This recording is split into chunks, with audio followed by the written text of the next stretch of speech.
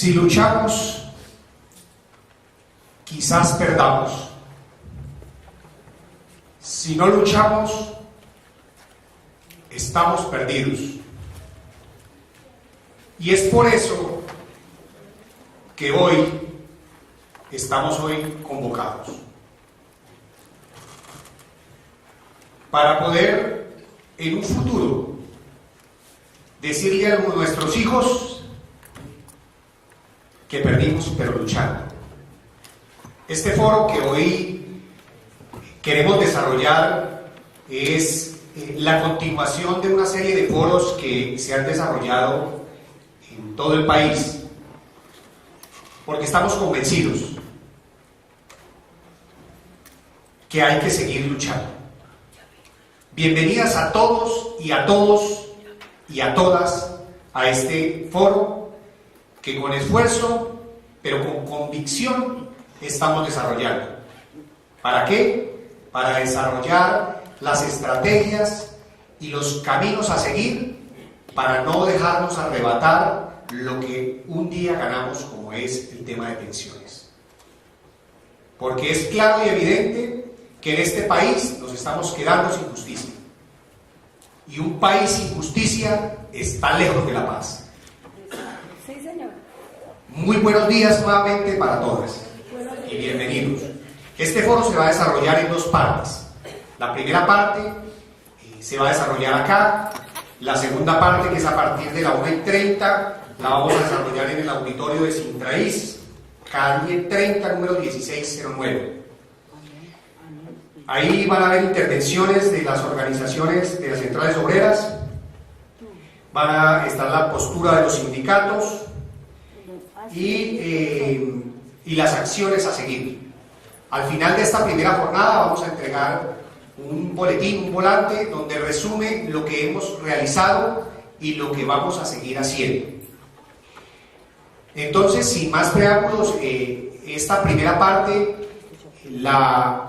es un tema académico que quiere el doctor Oscar Dueñas, que muchos de ustedes lo conocen, el compromiso que ha tenido con los trabajadores en toda su vida profesional. Él nos dará algunos aspectos fundamentales sobre el derecho de la pensión y la negociación colectiva. Y esta jornada iría hasta la 1:30 de la tarde. Doctor Oscar Dueñas, de parte de las organizaciones sindicales, ATELCA, ANEBRE, Sintra Serbucol, Sintraís, y demás organizaciones como Sintra en Cali, Sintra Edu, Sintra FUC, Sintra Chibor, Sintra Sajín y demás organizaciones que no quiero mencionar aquí para no alargarme. Le damos un agradecimiento a usted por la labor que ha hecho y le damos la bienvenida y el micrófono. Muchas gracias, doctor Oscar Dueñas.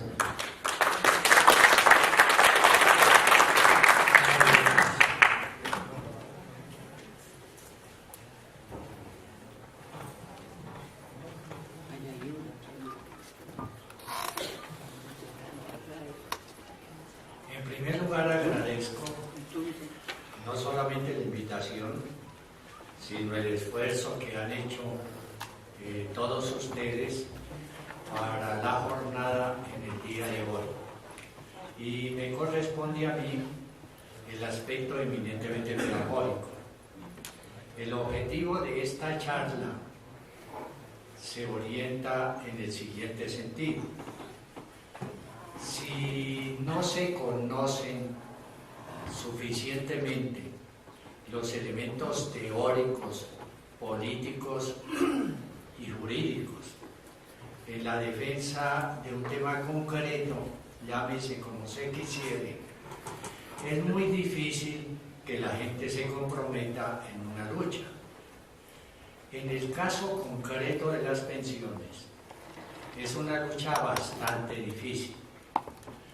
Y ustedes simplemente analicen que dentro de las orientaciones en las facultades de Derecho no hay ninguna cátedra sobre seguridad social. Mientras en otros países, por ejemplo, en el Uruguay, la seguridad social se estudia desde el bachillerato. Acá no.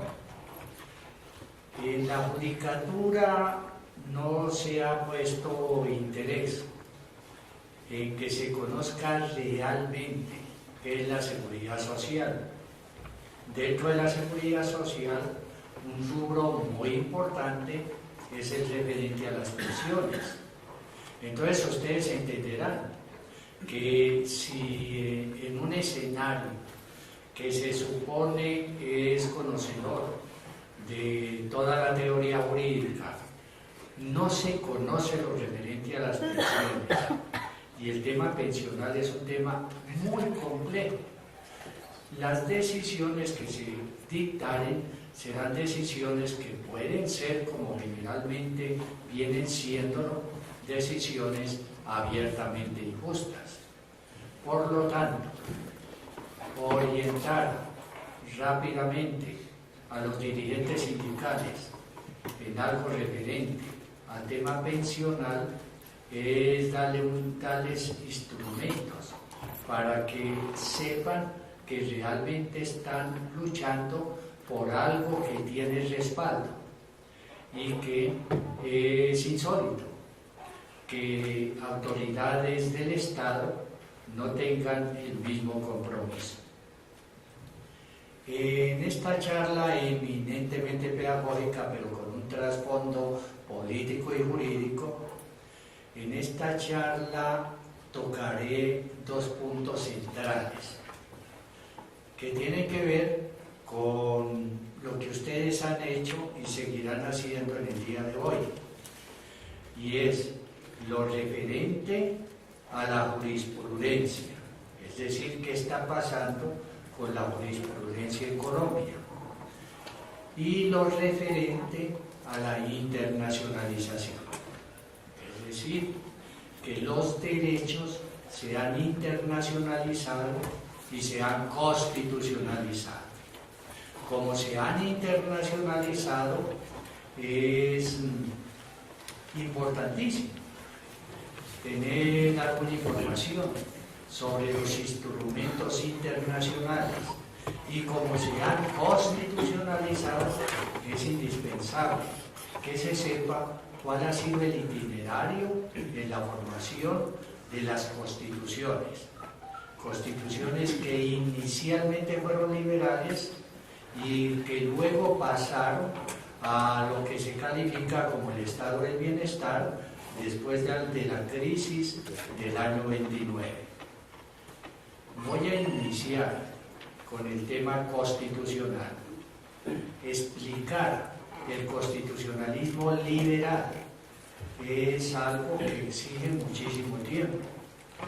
Entonces, por eso, pedagógicamente, metodológicamente, voy a acudir a las pinturas, porque como la pintura permite lecturas abiertas y como la pintura tiene paradigmas, entonces fácilmente se comprende la idea, y comprendiéndose la idea se simplifica muchísimo la comprensión. ¿Cuál va a ser el objetivo en la presentación, en la metodología de las pinturas? El objetivo es el de indicar cómo se conformó el constitucionalismo liberal. Ejemplo del constitucionalismo liberal, las constituciones de toda Latinoamérica, entre ellas la colombiana. ¿Y qué quedó por fuera del constitucionalismo liberal para que luego fuera recogido por el llamado estado del bienestar? Y que en Colombia se le da la denominación bastante impropia de Estado Social de Derecho. Es decir, un recorrido bastante rápido sobre la teoría constitucional. Entonces, conforme les indiqué, voy a acudir a las pinturas.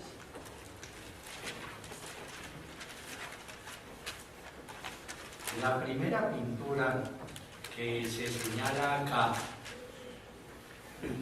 se presenta para que ustedes comprendan lo que es la hegemonía. Es decir, que detrás de todo hay una ideología, pero la ideología se concreta en una hegemonía. Entonces, ustedes ven aquí una pintura propia del siglo XV. Esa es una pintura de Jan van Eyck y muestra al canónigo Van der Waele. El canónigo Van der Waele es la figura que aparece arrodillada.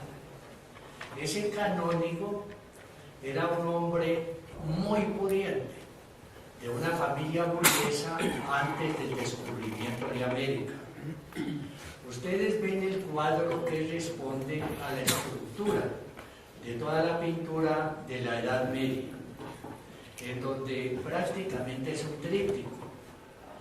En el centro hay un motivo religioso, pero es en los extremos donde el pintor recoge los aspectos del momento en el cual la pintura se detuvo. Entonces, ustedes van a ver en un extremo la expresión de la iglesia y en el otro extremo la expresión del poder feudal. Y quien le pagó al pintor aparece arrodillado. Y ustedes van a ver muchísimas pinturas en la iconografía donde hay personajes arrodillados. Y esos arrodillados generalmente eran los burgueses. Es decir, que el burgués tenía el poder económico, pero la hegemonía la tenía el señor feudal y la tenía la iglesia. Y por consiguiente, le parecía natural al burgués estar arrodillado frente a la iglesia y estar arrodillado frente al poder feudal. La burguesía, para tomar el poder, necesita romper esa hegemonía. Es decir, mientras una clase social no rompa la hegemonía existente, es casi imposible que vaya a imponerse dentro de la sociedad. ¿Qué va a hacer la burguesía para romper la hegemonía del mundo feudal? No solamente al finalizar con las revoluciones burguesas, sino durante muchos siglos, va edificando una ideología con componentes que representarían lo que posteriormente sería la hegemonía de la burguesía. El primer gran componente ideológico y que va a aterrizar allá en las constituciones es el componente del individualismo.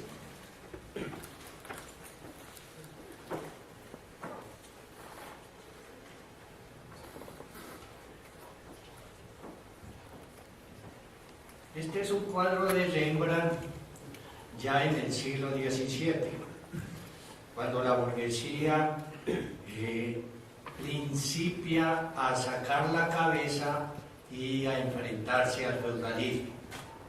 Ustedes ven en este cuadro, como en muchísimos de la época, retratos en donde desapareció el motivo religioso, desapareció el motivo feudal, y el cuadro es copado íntegramente por una figura.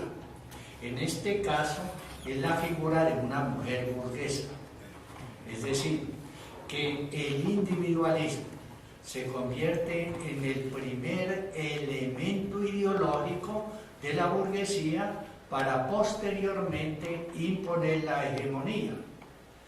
Y cuando viene la primera constitución, que es la Constitución de Filadelfia en 1787, y fundamentalmente la Constitución francesa, la primera, de 1789, ahí se va a recoger el componente individualista. Y cuando se expide el primer gran código, el Código Civil Napoleónico, ese código es el código del individualismo, porque la primera parte del Código Civil se refiere a mi nombre y a mi familia. El segundo libro del Código Civil hace referencia a mi posesión, a mi propiedad. El tercer libro se refiere a mis derechos en la sucesión. Y el cuarto y el quinto libro se refieren a mis derechos en las obligaciones y contratos. Es decir, el individualismo es la base de esa estructura jurídica. Voy así un poco lentamente en esto, en la forma de hablar, para tratar de llevar a la inteligencia de ustedes unas ideas sin las cuales posteriormente no se va a entender, sin ella no se podría entender esta lucha por los derechos a las pensiones. Entonces, el individualismo, que provenía desde la Alta Edad Media en una lucha filosófica muy fuerte, el individualismo va a ser el primer componente ideológico de la burguesía y que va a ingresar a las constituciones escritas.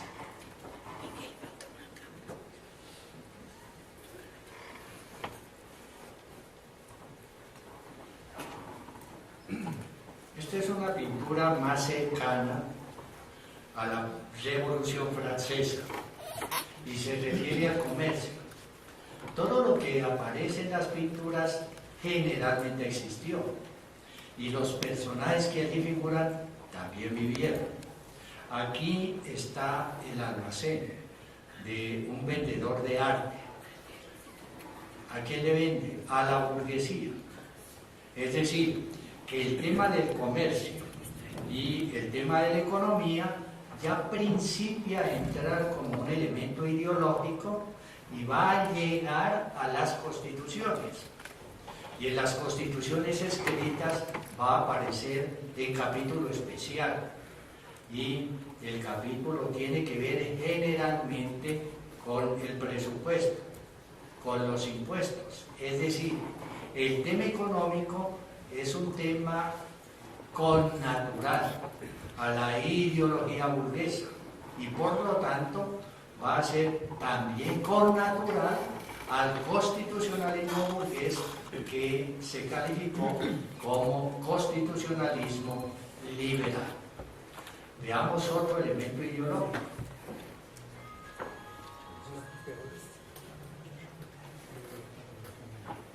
Este es el tema de los derechos, la libertad guiando al pueblo.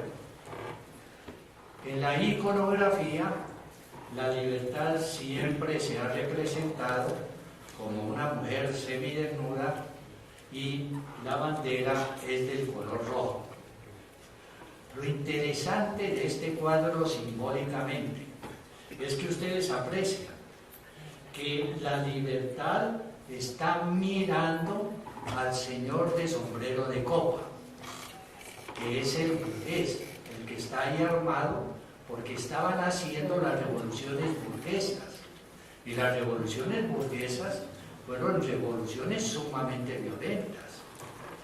Detrás de la libertad está el espontáneo.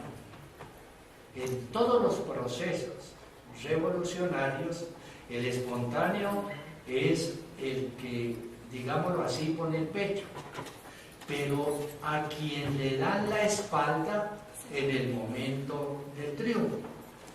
Y detrás del burgués se ve como una sombra ya el proletario, es decir, que aparece la burguesía y detrás ya viene el proletariado. En el mundo del derecho y en el constitucionalismo liberal se habló de igualdad, libertad y fraternidad. Pero cuando esto fue pintado en el año de 1830, dicen quienes estudiaban todos estos temas constitucionales que en Europa la igualdad se consideraba como un mal y la libertad como un mal peor. Es decir, que la burguesía en la Revolución Francesa trabajó con las consignas de libertad, igualdad y fraternidad, pero luego de triunfar va a dejar de lado el manejo de lo referente a la igualdad y de lo que tiene que ver con la libertad. ¿Cómo se rescataron esos dos conceptos? El primer concepto que se va a rescatar es el concepto de igualdad. Hacia la década de 1830, el movimiento sindical va a luchar por la igualdad, especialmente en la Gran Bretaña, con el movimiento tradeunionista. Y allí la igualdad se va a identificar con la democracia representativa. Es decir, que el razonamiento que hizo la clase obrera inicialmente en Inglaterra fue muy sencillo. Luchemos por la libertad y como el voto del rico es igual al voto del pobre, entonces luchar por la igualdad es luchar por la democracia representativa. Muy pronto la clase obrera va a caer en la cuenta de que se había equivocado, porque dentro de la lucha obrera, y así lo pueden ustedes ver en el libro de Carlos Marx, Crítica al programa de Gotha, dentro de la lucha obrera, en el derecho colectivo del trabajo, la base es la desigualdad. Es decir, que uno no puede entender el derecho colectivo del trabajo y el derecho en general si no entiende que en el mundo burgués el derecho se edifica sobre la desigualdad. No solamente Marx, en el libro que les indiqué, sino Engels, en los comentarios al libro, hacen apreciaciones muy profundas sobre este tema de la igualdad y de que realmente en el derecho lo que se maneja es la desigualdad. Inclusive, en el movimiento desarrollado en Cuba en el año 2010 para hacerle planteamientos estructurales, la base teórica de todo eso fue el libro de Carlos Marx, Crítica al programa de Gotha. Es decir, que si se quiere profundizar en este tema del derecho con base en la igualdad, es indispensable conocer el pensamiento de Marx y conocer la base del derecho colectivo del trabajo. Y dentro del derecho colectivo del trabajo está precisamente la negociación. Y la negociación no hubiera aparecido si no se parte de la base de que hay una evidente desigualdad entre el capitalista y el proletario, y que por consiguiente se requirió romper con una parte importantísima del Código Civil Napoleónico que establece la autonomía de la voluntad para reemplazarla por la libertad sindical. Es decir, que cuando aparece el derecho colectivo del trabajo, ya no es dentro de la posición inicial de los tradeunionistas de buscar la igualdad, sino dentro de la posición que principia esbozar Marx y que la va a recoger luego en su libro, sobre que el derecho en el mundo burgués se edifica sobre la desigualdad. En el problema de la libertad hay lo siguiente. La burguesía analizó que la libertad le convenía, y le convenía fundamentalmente por dos clases de libertad. En primer lugar, la libertad económica y en segundo lugar, la libertad de información. porque maneja la información y porque maneja la economía. Entonces, van a desarrollar una teoría muy fuerte sobre la libertad porque les interesa especialmente para esos dos propósitos.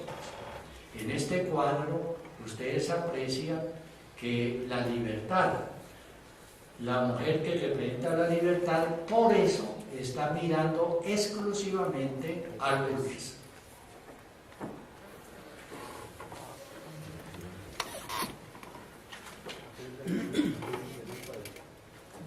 Todo lo anterior entra a las constituciones. Entró a la Constitución francesa en 1789. El constitucionalismo escrito solamente apareció a partir de 1787. Antes no existía. Antes el mundo jurídico se orientaba fundamentalmente por el derecho civil. Pues bien, el Código Civil Napoleónico, expedido antes de este episodio, es importantísimo para entender todo lo que tiene que ver con el derecho. Hay muchos libros sobre el derecho civil de los pobres para enfrentarse al Código Civil Napoleónico. Pero lo que se quiere representar en este cuadro de Luis David, que recoge el momento en el cual Napoleón Bonaparte acaba de coronar a su esposa Josefina y él se va a autocoronar. Lo que se quiere indicar es lo siguiente: la revolución burguesa francesa se dirigió contra el feudalismo y llevaron a la guillotina al rey de Francia. Y sin embargo, Napoleón Bonaparte, en el año de 1804, se va a proclamar emperador. Aquí se proclama emperador. Es la primera gran tergiversación de la ideología burguesa, hecha por los propios burgueses. En segundo lugar, todo este movimiento liberal revolucionario burgués se basaba en la razón, y la razón se manejó para destronar a la teología. Y no obstante eso, Napoleón invita al Papa para que asista a su autocoronación. Es decir, ya hay otra gran tergiversación. La tercera gran tergiversación es que los revolucionarios franceses ya en este momento no son revolucionarios, son mariscales del imperio. Y la cuarta gran tergiversación es que la Revolución Francesa tuvo un componente muy importante en los salones que eran orientados por las mujeres. Y sin embargo, ponen a las mujeres allá en el fondo. De ahí que el derecho civil francés napoleónico es abiertamente contrario a los derechos de las mujeres. Es decir, la propia burguesía, cuando triunfa, ella misma se encarga de tergiversar, de desplazar lo que ella había ideológicamente manejado. Esta es una de las grandes tergiversaciones en el mundo del derecho.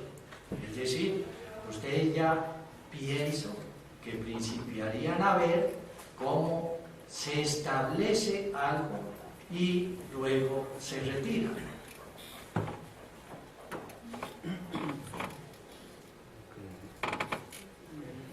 Otra gran tergiversación, uno de los documentos más importantes para que se hubiera producido la Revolución Francesa fue la Declaración de los Derechos del Hombre, que aquí llegaron a través de Antonio Nariño. Los franceses llegan a España el 2 de enero del año de 1808 ocupan Madrid y el 3 de enero, sin fórmula de juicio, se van a producir los fusilamientos de los habitantes de Madrid que se opusieron a los franceses. Este es un famosísimo cuadro de Goya que se llama Los fusilamientos del 3 de mayo. Es decir, que la burguesía hace alaraca por los derechos humanos, pero cuando alguien esté en contra de la burguesía, inmediatamente lo fusilan. Es la gran tergiversación de todo lo que tiene que ver con el derecho proveniente de ese esquema liberal burgués. Hablar de derechos humanos, pero ellos mismos pisotearlos. Que eso aconteció también en el año de 1948, cuando se expidió la Declaración de los Derechos Humanos en las Naciones Unidas. Y la primera frase del presidente de las Naciones Unidas, quien firmó la declaración, fue que eso no se cumpliría. Es decir, que se proclamó la Declaración de los Derechos Humanos, pero ellos ya sabían que no se iba a cumplir. Porque hoy se invoca y porque hoy relativamente se cumple. Porque en la década de 1960, los pueblos africanos, en su proceso independentista, y luego comunidades indígenas van a tomar en serio lo que quedó escrito en la Declaración de los Derechos Humanos y por lo tanto en convertirlo en algo concreto. Pero eso no se vio ni en la década de 1950 ni en los dos últimos años de la década de 1940.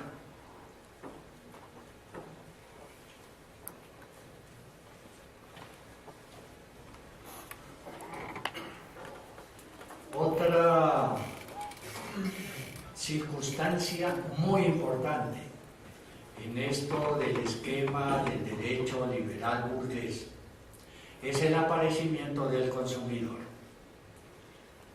La esposa de un multimillonario norteamericano llega a París como consumidora, no como compradora, sino como consumidora. Es decir, que toda la legislación anterior, toda la normatividad se orientaba hacia el productor. Y ahora, con la presencia de la mujer burguesa consumidora, va también a orientarse hacia el consumidor. Y por lo tanto, va a haber también una profunda modificación en la estructura del desarrollo del capital. Porque si se centra en el productor, el modelo era el modelo fordista, la forma de producción de Henry Ford, en donde la ganancia en parte se va a reinvertir en el crecimiento de la fábrica, donde los obreros van a crear ciudad alrededor de la fábrica y donde la maquinaria va a trabajar las 24 horas del día. Ahí ustedes ven patente la presencia del productor. Con el aparecimiento del consumidor se replantea.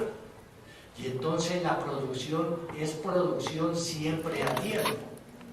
Es decir, que se produce lo que se va a consumir, con la idea de que si se produce más, se va a abaratar el producto. Y entonces hay un replanteamiento en todo lo que tiene que ver con el desarrollo de la sociedad capitalista, que ustedes lo aprecian en las bolsas de valores, donde puede haber una fábrica, sube la acción y no está produciendo la fábrica, y puede haber otra fábrica que sí está produciendo y baja la acción, porque hay una nueva visión dentro del mundo capitalista. Lo que todavía no podemos nosotros olfatear es cuál va a ser el efecto de la presencia de un desarrollo capitalista de los chinos en la sociedad contemporánea. Es decir, que indudablemente están produciendo un recambio en la producción capitalista.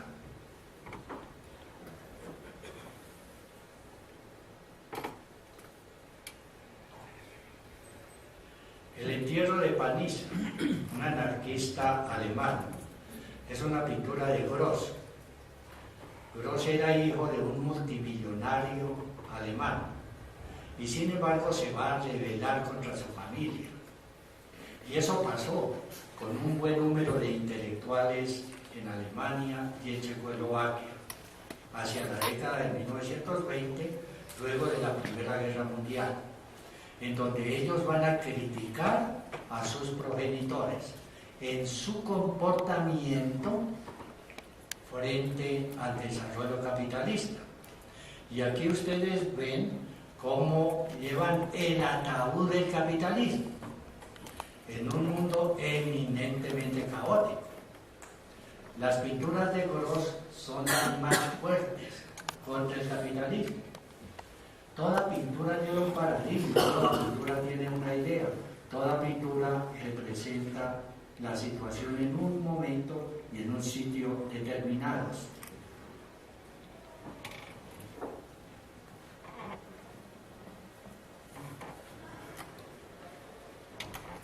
Este es el mundo de las realidades virtuales.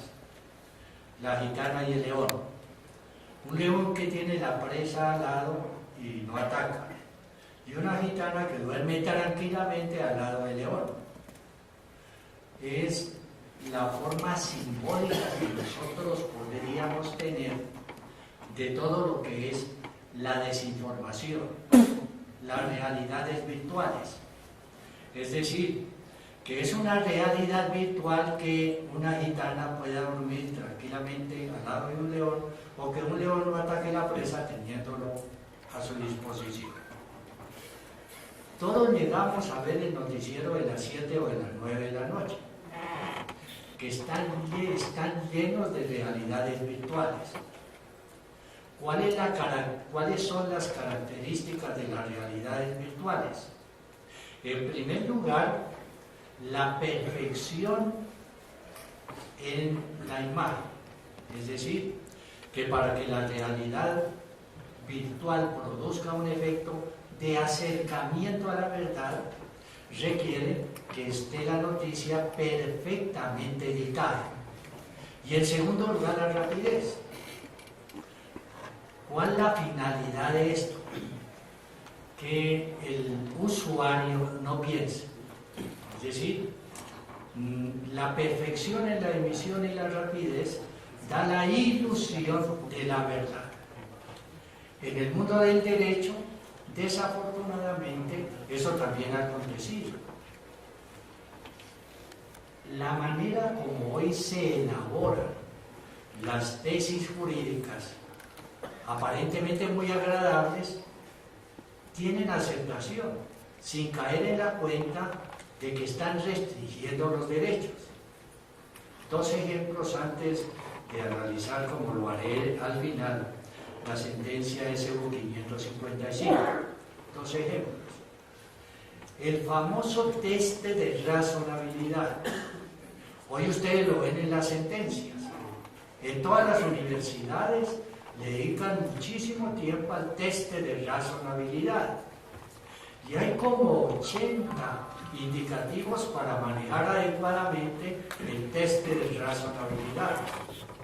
Y los estudiosos profundizan en el teste de razonabilidad, de alto, mediano y bajo nivel. ¿Cuál es el objetivo? Restringir los derechos. Es decir, ahí está el derecho, y el derecho va a ser manipulado con una teoría muy agradable llamada teste de razonabilidad. El segundo ejemplo, el derecho viviente. a primer golpe de vista uno dirá, el derecho tiene que ser viviente, el derecho no debe ser muerto. ¿Cuál es la finalidad de la teoría del derecho viviente? La finalidad es muy sencilla, que el magistrado le hace decir a la ley y a la Constitución lo que se le da la gana, porque el derecho es viviente.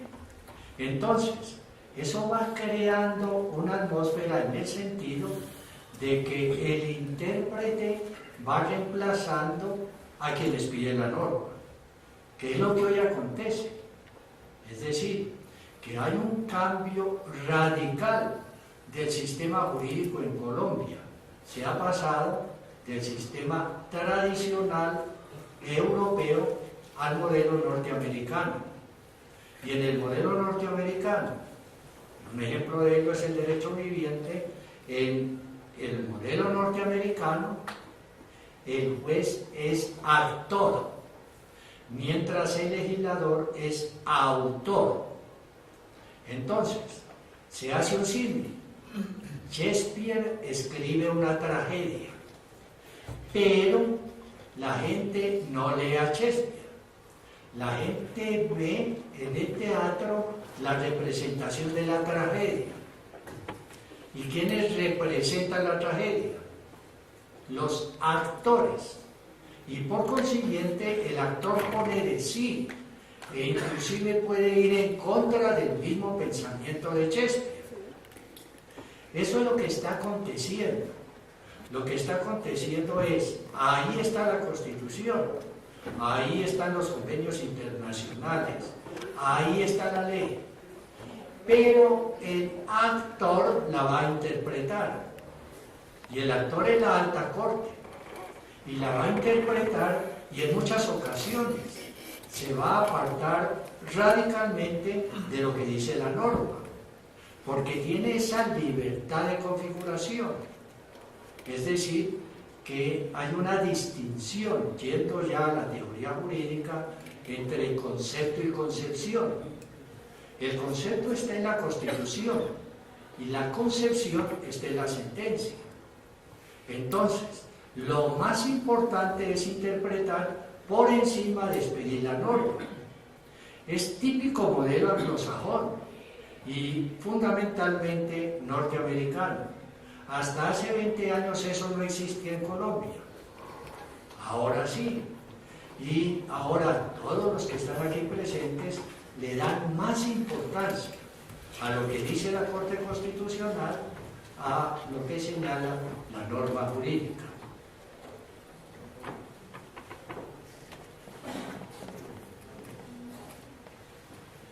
Ahora vamos a entrar a, llamémoslo, el Estado social de derecho. Es decir, hay un modelo de constitucionalismo llamado el constitucionalismo liberal.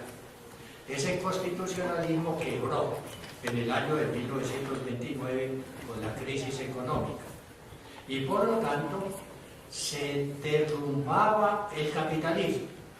Para evitar que los trabajadores se pasaran al comunismo, entonces mantienen ese sistema pero cambian las estructuras y van a cambiar la estructura del Estado liberal por la estructura del Estado del bienestar.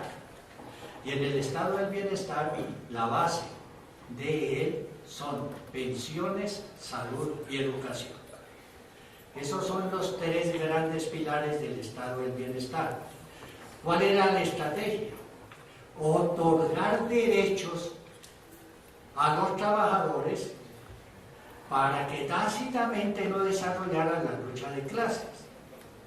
Es decir, que si a los trabajadores se les daba derecho, pues difícilmente se iban a comprometer con una lucha de clases. Y eso fue lo que se hizo. Y entonces va a haber una constitución y un modelo y una idea de constitución radicalmente diferente a la anterior. Porque en la idea anterior, la Constitución era un pedazo de papel que reflejaba los factores de poder. Y en la nueva Constitución van a ingresar los que no tienen poder. Este es un cuadro del pobre pescador.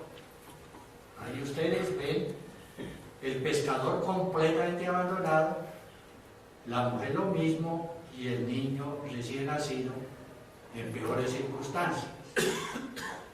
En la nueva visión de Constitución se va a indicar que va a ser para todos. Es decir, que aún los que no tienen poder tendrían puesto dentro de la norma constitucional.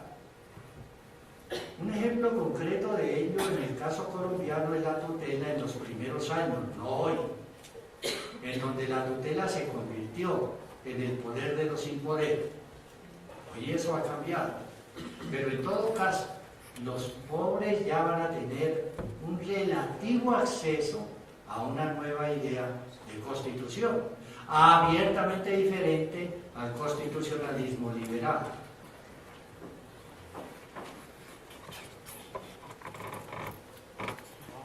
Es en este cuadro donde ustedes pueden hacer la gran diferenciación simbólicamente entre la vieja idea de constitución y la nueva idea de constitución. En la vieja idea de constitución, la mayor parte del articulado de la constitución se refería a las tres ramas del poder público: rama legislativa, ejecutiva y judicial. Hoy ustedes ven en este cuadro la vida triste de la madre, de la hija y de la abuela. En la nueva idea de constitución no se le va a dar tanta preferencia a las tres ramas del poder público, sino a las tres edades del hombre. Es decir, se le va a dar un plus al niño, se va a proteger la maternidad y se va a proteger al adulto mayor. Ahí ustedes aprecian una nueva idea de constitución. Y esa nueva idea de constitución también es lo que se manejó por mucho tiempo aquí en Colombia en el caso de la tutela. Hoy no. Después explicaré por qué hoy no.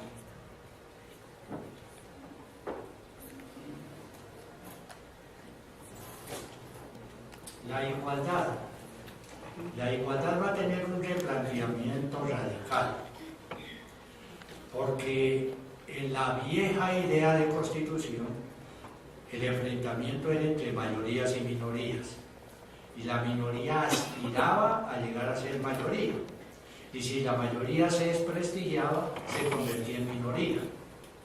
Estos dos cuadros de Gauguin le dan mucha importancia a la minoría como minoría.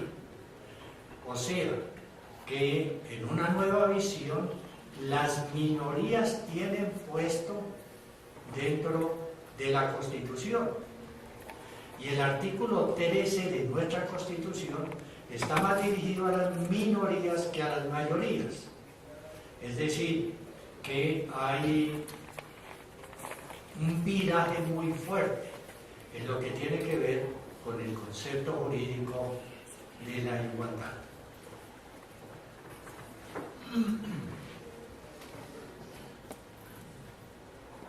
En el tema que nos ocupa, este autorretrato de Van Gogh, que primero se corta una oreja, luego se suicida, nunca tuvo salud, por supuesto que pensiones menos, estuvo completamente abandonada. Ven ustedes alrededor de la cara, Van Gogh pinta su locura. Es decir, que en los numerosísimos autorretratos de Van Gogh, que nadie se los compraba, hoy esto vale 10 millones de euros. Pero en el momento en que quiso venderlo, nadie lo compró. La cuñada le dio lo equivalente a un almuerzo. Al margen de la anécdota, lo que se quiere reseñar es que en el instante en que vive Van Gogh no había seguridad social. ¿Cuándo aparece la seguridad social? Aparece por el proyecto bismarckiano en el año de 1881. Es decir, que por el empuje que venía teniendo la clase obrera, Bismarck estratégicamente va a proponer un modelo de seguridad social, que inicialmente se va a referir a los riesgos profesionales, porque querían evitar que los trabajadores ingresaran o a la socialdemocracia o que se comprometieran con el pensamiento marxista. Entonces, la burguesía inteligente le ofreció derechos a los trabajadores en el año de 1881 y después los volvió a ofrecer y a aumentar en el año de 1930. Y sobre eso edificaron un nuevo modelo de Estado y un nuevo modelo de sociedad dentro del esquema capitalista. Es decir, que no es que sea un planteamiento socialista, fue un planteamiento impulsado por la lucha de los trabajadores, pero una respuesta estratégica de las élites para evitar que fueran desbordadas. Es muy importante el tema de la seguridad social, porque el tema de la seguridad social es el que caracteriza al estado del bienestar. E inclusive, con la discusión teórica que pudiera surgir, al estado social de derecho. En otras palabras, dentro del propio capitalismo es impensable, o al menos dentro de la estrategia inteligente del capitalismo es impensable que los derechos, y especialmente los derechos de la seguridad social, no sean protegidos. Si es que eso favorece a los mismos capitalistas, porque de lo contrario van a producir un rechazo, como ya lo están observando en Europa, que obliga a replanteamientos muy profundos o lo que parecería en un futuro a mediano plazo obligaría a un nuevo concepto de sociedad. Es decir, que el atacar a la salud y el atacar a las pensiones que vienen de 1881 y después del año de 1930, tomando como dos fechas más o menos interesantes, atacar eso por parte de los propios capitalistas puede terminar siendo un harakiri para ellos. Pero de todas maneras, como tienen la codicia, están atacando.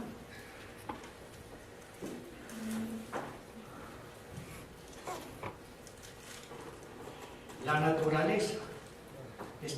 Esto es importantísimo. La naturaleza en la antigua concepción era objeto del derecho. ¿Por qué no era sujeto de derecho? Porque se protegía el derecho de propiedad. El derecho de propiedad sobre la naturaleza. Hoy, la naturaleza también es sujeto del derecho. Hay acciones públicas, hay toda una manera en donde el ser humano, digámoslo así, habla a nombre de la naturaleza. Es decir, que la naturaleza pasa de únicamente objeto del derecho a ser hoy objeto y sujeto del derecho. Si eso es así, ha habido un cambio muy profundo.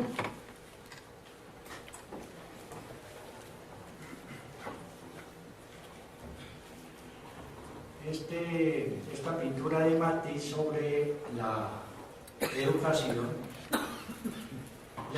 se va a convertir en un tema del discurso liberal y especialmente en la proyección seglar frente a la visión de la Iglesia. En el modelo neoliberal, la educación va a tener otra connotación, pero en todo caso, dentro del estado de bienestar, y hablo bastante del estado de bienestar no porque esté muy de acuerdo con él, sino sencillamente porque es menos malo que el estado neoliberal. En el modelo del estado del bienestar, la educación es importantísima. Y es una educación que da el Estado, en el cual hay presencia de la sociedad y que lleva 200 años de elaboración, el modelo educativo. Y por lo tanto es inconcebible lo que está ocurriendo en Colombia, donde se adopta de repente un modelo esencialmente neoliberal.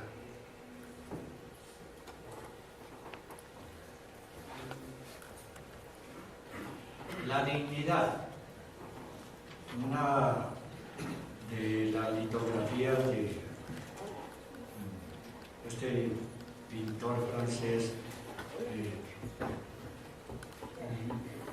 Lautrec. Sí, gracias. Es un prostíbulo. Sin embargo, él le pinta a las mujeres en la cara la dignidad. Es decir, que la dignidad debe estar en todas partes. El tema de la libertad, de la dignidad es central en el pensamiento constitucional contemporáneo después de la Segunda Guerra Mundial, porque se va a identificar dignidad con cuerpo humano. Es decir, que no se puede confundir libre desarrollo de la personalidad, honor, etcétera, con la dignidad. Hoy la dignidad es el respeto al ser humano y a su vida, para evitar que se vuelvan a cometer los atropellos de la Segunda Guerra Mundial. El mismo canciller alemán Adenauer dijo en 1946 que hoy el derecho constitucional no se entiende sin la noción de dignidad. La dignidad del trabajador. Es increíble lo que pasa en el 99.9% de los juicios laborales en nuestro país, en donde la dignidad del trabajador nadie la menciona. Sencillamente es alegar, probar y decidir con base en unos esquemas de unos artículos del código. ¿Y el trabajador? El trabajador está ahí presente dentro del formalismo, pero no está presente la dignidad del trabajador. El juez laboral, al juez laboral le importa 5 la dignidad del trabajador, y ni hablar de los magistrados. El trabajador es un ser ahí aislado sin dignidad. Es sencillamente un número dentro de lo que el juez y el magistrado tienen que mostrar como su trabajo personal. Pero esa forma de actuar también le está quitando dignidad al juez. Es decir, que ese juez y ese magistrado realmente, olvidando la dignidad del trabajador, están olvidando la dignidad de los mismos.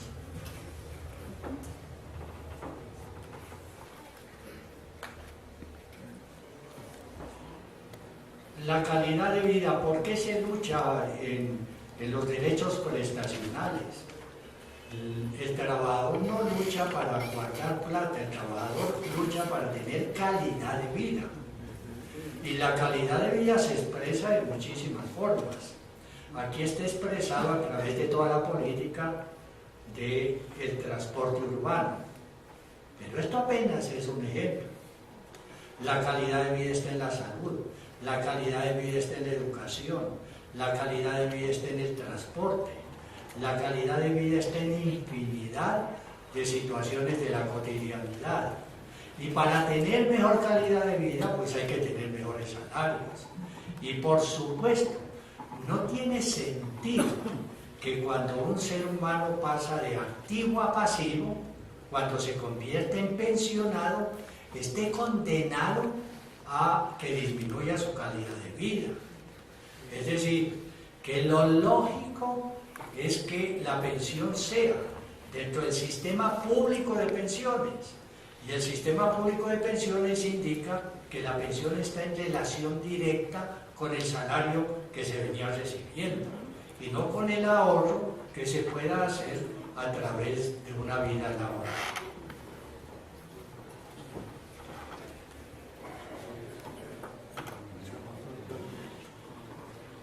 Y en blanco y negro, la lucha obrera, en donde es vista de manera diferente por el empleador y por el trabajador. Hay una contradicción dialéctica permanente en lo que tiene que ver con el trabajo. Esa contradicción, cuando se trata de controversias jurídicas, debe ser resuelta por el juez. Pero el juez está resolviendo en favor del empleador. Es decir, que no está resolviendo las contradicciones, está aumentando las contradicciones. No le está poniendo color a esta imagen de los trabajadores, la está desdibujando. Y por lo tanto, la sociedad se va deteriorando y se llega a lo que se denomina una democracia de baja intensidad. En este primer segmento de cuadros yo quise muy rápidamente explicarles a ustedes lo que tiene que ver con ese desenvolvimiento de la teoría y de la praxis constitucional, que la resumo en la siguiente forma. Los derechos se constitucionalizaron. Entonces, ¿qué es una constitución? Inicialmente la teoría clásica, vuelvo a repetirlo, indicó que la Constitución es un pedazo de papel en donde se reflejan los factores de poder y se convierte en norma jurídica. Es decir, que quien no tiene poder no tenía presencia dentro de la Constitución. Los acontecimientos de finales del siglo XIX y principios del siglo XX obligaron a que hubiera un replanteamiento en la idea de constitución. Y en ese replanteamiento el hombre pasa a un primer lugar. Es decir, es un constitucionalismo antropocéntrico.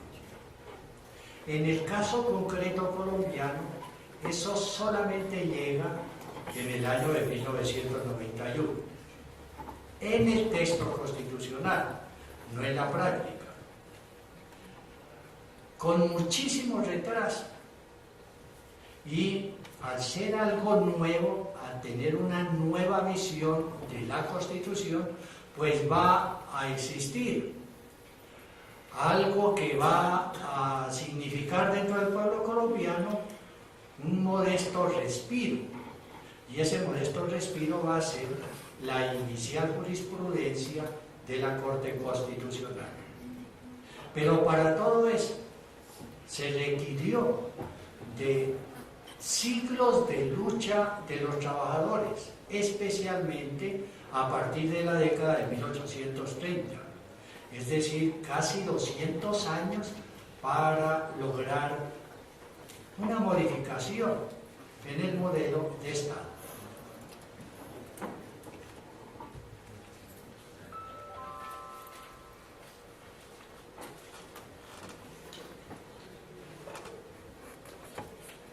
Y se expidieron las constituciones. Se han expedido muchas leyes, códigos. Viene el otro tema, interpretar la norma.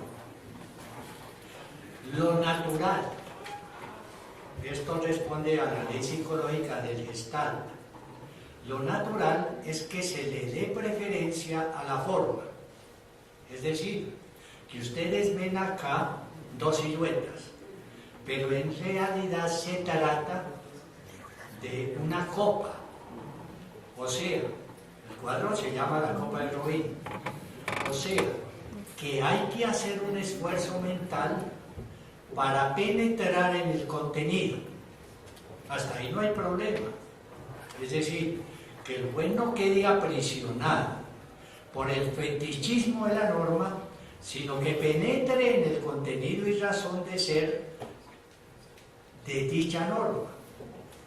Es una forma de interpretar eminentemente semántica, pero hay un avance si se va a trabajar con los dos hemisferios del cerebro y se va a superar lo que simplemente es un formalismo. Alguien puede leer un artículo y la forma está expresada en la escritura, pero tiene que profundizar, a ver realmente qué es lo que busca la norma, y no limitarse exclusivamente al análisis gramatical. Sigamos en este tema de interpretación. Aquí no está muy claro, pero más o menos se puede hacer una rapidísima descripción. Pitágoras está escribiendo las leyes de la igualdad, porque fue el primero que habló de las leyes de la igualdad. ¿Cómo se van a interpretar las leyes de la igualdad? Entonces ustedes aprecian a un lado que está también sentado otro filósofo que copia lo que Pitágoras ha escrito. Esta es una etapa muy elemental de la interpretación. Se denomina la exegética. Se copia, simplemente se copia como lo está haciendo el filósofo Donato. Hay otra etapa un poco superior, el positivismo jurídico, en donde Averroes, el filósofo Averroes, no está copiando, está leyendo. Es decir, no se aparta de la norma, pero no se limita a ser un simple copiador. Y luego, poniendo un pie sobre un bloque, está Arquímedes, quien decía: deme un punto de apoyo y moveré al mundo. Eso es lo que se llama el garantismo judicial. ¿Qué es el garantismo judicial? Es una interpretación en favor de quien está en situación de indefensión.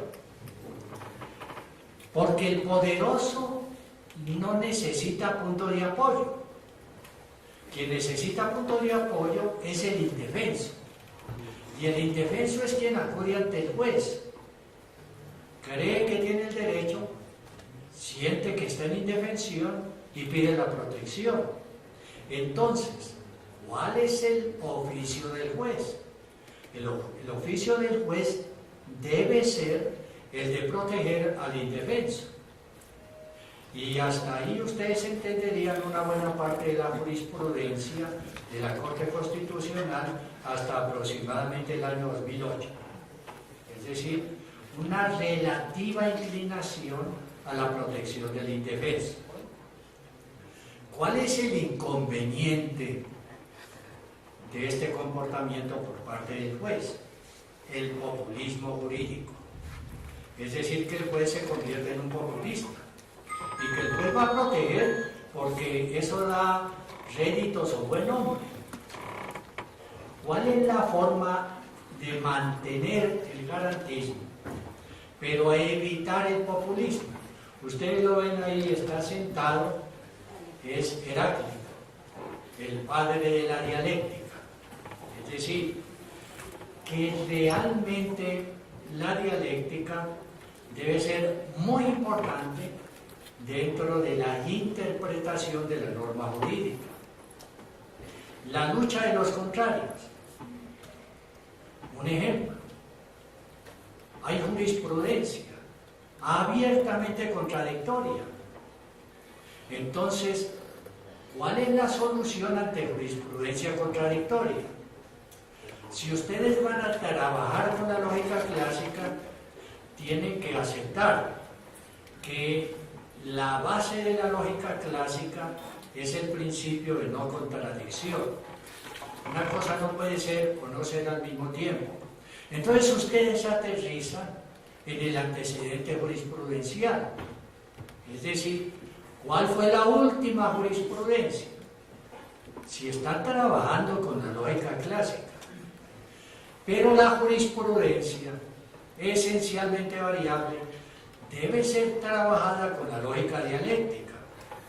en donde no se le puede tener miedo a posiciones contradictorias, sino que hay que buscar hilaciones entre posiciones contradictorias. Y eso es lo que se llama el precedente, que es diferente del antecedente. Es decir, análisis muy serios, muy profundos, para buscar una línea jurisprudencial con fundamento en muchas posiciones jurisprudenciales, no en la última. ¿Qué ha pasado con este tema de las pensiones? Que la gente está pendiente de la última sentencia. Eso es antecedente, eso no es precedente. Ahí no se trabaja con la lógica dialéctica, se trabaja con la lógica clásica. El trabajador, el pensionado, debe invocar la lógica dialéctica para buscar puntos de contacto entre lo que aparentemente es contradictorio. Algún punto se puede hallar y se va edificando una proposición jurídica y no simplemente copiar y pegar.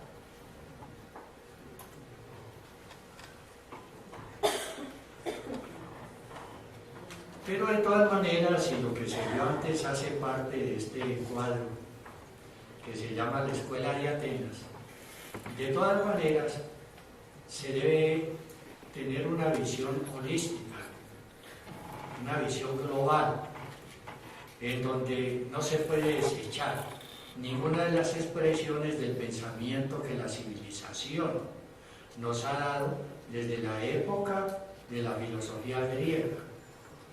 Ahí están los grandes filósofos de la antigüedad. ¿Por qué los va a pintar Rafael? Porque el Papa lo solicitó. ¿Y por qué el Papa le solicita a Rafael que pinte a la razón? Porque al frente va a pintar a la teología. Y al Papa le interesaba darle componentes de razón a la teología, o si no toda la juventud europea se iba y la Iglesia quedaba completamente desocupada. Es decir, que en todo esto uno no debe olvidar que está presente la razón. Y si está presente la razón, pues hay que trabajar de forma holística. Uno perfectamente se puede comprometer con cualquiera de los filósofos que ahí aparecen, Platón, Aristóteles, Sócrates, Anaxágoras, etc. Pero para efectos de lo justo, lo holístico es muy importante. Y lo holístico realmente, en mi modesto parecer, favorece a los trabajadores. Hay una corriente dentro de las universidades latinoamericanas, universidades de provincia, que está trabajando con este método holístico. Y la base de todo eso está en una universidad cubana, en Santiago de Cuba, y se va expandiendo. Y a los latinoamericanos nos interesan formas de manejar los temas teóricos con propiedad, de forma propia, y no copiando únicamente a los europeos, ni menos a los norteamericanos.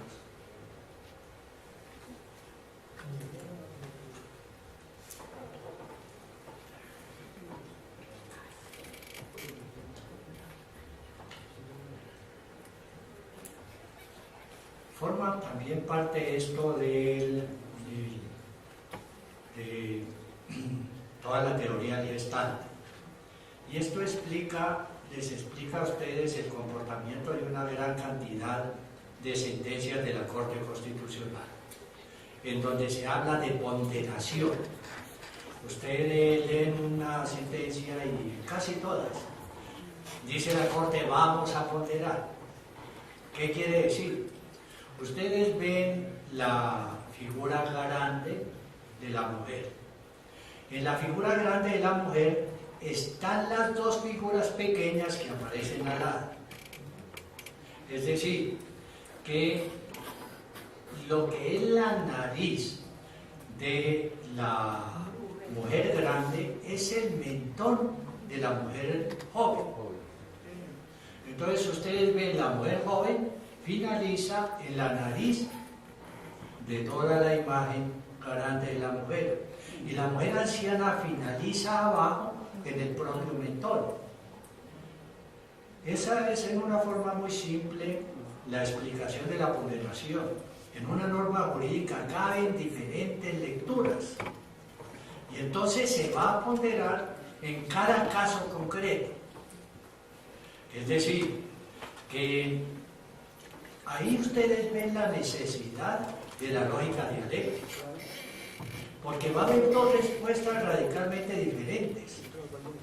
Una respuesta de juventud por un lado y por el otro lado una respuesta de ancianidad. Y sin embargo ambas están en la misma figura.